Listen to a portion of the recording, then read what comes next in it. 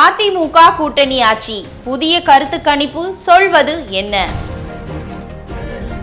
தமிழக சட்டப்பேரவைக்கு ஏப்ரல் 23ஆம் தேதி ஒரே கட்டமாக தேர்தல் நடைபெற இருக்கிறது. புதுச்சேரி, கேரளா, அசாமில் ஏப்ரல் 9ஆம் தேதி ஒரே கட்டமாக தேர்தல் நடத்தப்பட உள்ளது.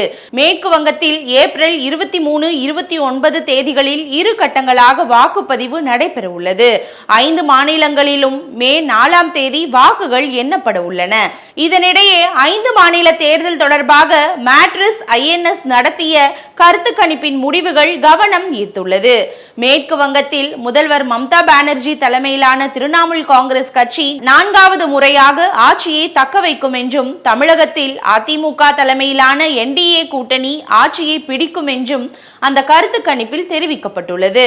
மேற்கு வங்கத்தில் மொத்தமுள்ள 294 இடங்களில் திரிணாமுல் காங்கிரஸ் 155 170 தொகுதிகள் வரையிலும், பாஜக 100 115 தொகுதிகள் வரையிலும் கைப்பற்றும் என அந்த கருத்து கணிப்பு முடிவுகளில் தெரிவிக்கப்பட்டுள்ளது.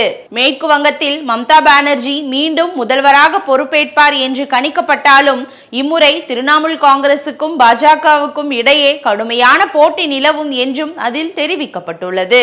தமிழக அரசியல் களம் குறித்து மேட்ரிஸ் INS வெளியிட்டுள்ள இந்த கருத்து கணிப்பு தகவல் பெரும் பரபரப்பை ஏற்படுத்தியுள்ளது. தமிழகத்தில் திமுக கூட்டணியை பின்னுக்கு தள்ளி தேசிய ஜனநாயக கூட்டணி ஆட்சியை கைப்பற்ற வாய்ப்புள்ளதாக கணிக்கப்பட்டுள்ளது.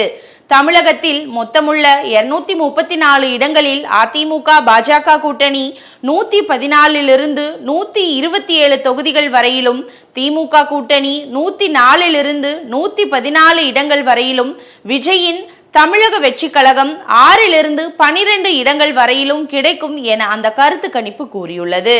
அசாமில் பாஜக சிறுபான்மையான இடங்களை வென்று ஆட்சியை தக்க வைக்க வாய்ப்புள்ளதாகவும், கேரளாவில் இடது முன்னணி காங்கிரஸ் இடையே இழுபறி நிலவும் என்றும் அந்த கருத்து கணிப்பில் தெரிவிக்கப்பட்டுள்ளது.